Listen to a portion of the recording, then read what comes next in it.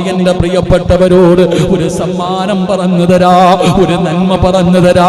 എന്റെ പ്രിയപ്പെട്ട ചെറുപ്പക്കാരാ, എന്റെ പ്രിയപ്പെട്ട പെങ്ങന്മാര്, എന്റെ പ്രിയപ്പെട്ട സഹോദരങ്ങള്, എന്തു മറന്നാലും ഈ ആയത്ത് മറക്കരുത്.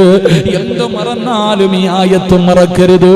ഒരു 5 മിനിറ്റ് നിനക്കൊന്ന് മാറ്റിവെക്കാൻ കഴിയുമോ? ഈ പറയുന്ന ഒരേ ഒരായത്തോതാര് അല്ലാഹുവിന്റെ വിശുദ്ധമായ ഖുർആനിലെ ഒരു ചെറിയ ആയത്ത് ഞാൻ പറഞ്ഞു തരാ. ഇതെല്ലാ ദിവസവും നിങ്ങൾക്കൊന്ന് ഓതാൻ പറ്റുമോ? ആ 1 മിനിറ്റ് നിങ്ങൾക്ക് നഷ്ടമല്ല. 5 മിനിറ്റ് വേണ്ട, ഒരേ 1 മിനിറ്റ് മതി പെങ്ങള്. 1 മിനിറ്റിൽ ഓതി തീർക്കാൻ കഴിയുന്ന ഒരു ആയത്താ. ഈ ആയത്ത് നിങ്ങൾ ഓതാൻ സമയം കണ്ടെത്തിയ ഒരിക്കലും നിങ്ങൾക്ക് നഷ്ടം വരൂല.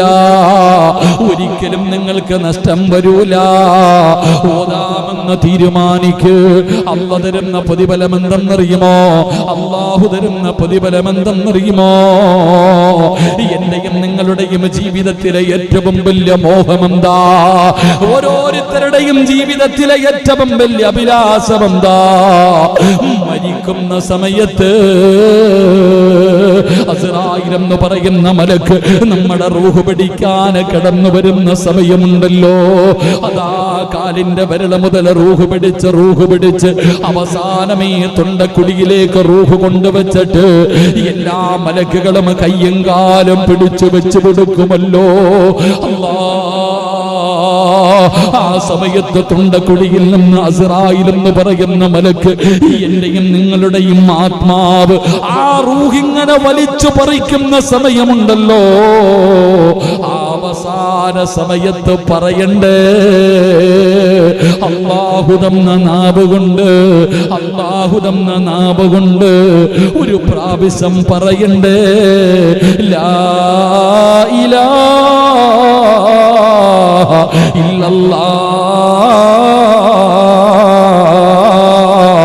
മുഹമ്മദുർ റസൂലുള്ളാഹ്.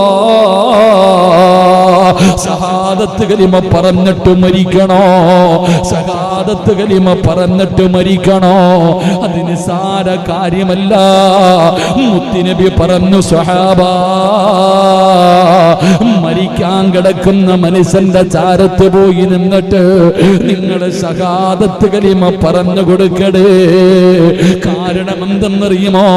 ലഅനത്താക്കപ്പെട്ട ഇബ്ലീസ് ഉണ്ടല്ലോ, നമ്മുടെ ഈമാൻ തട്ടിപ്പറിക്കാൻ, നമ്മുടെ ഈമാൻ തട്ടിപ്പറിക്കാൻ, നമ്മളെ നരകത്തിന്റെ അവകാശികളാക്കാൻ ശൈത്താൻ വിളിച്ചു പറയും.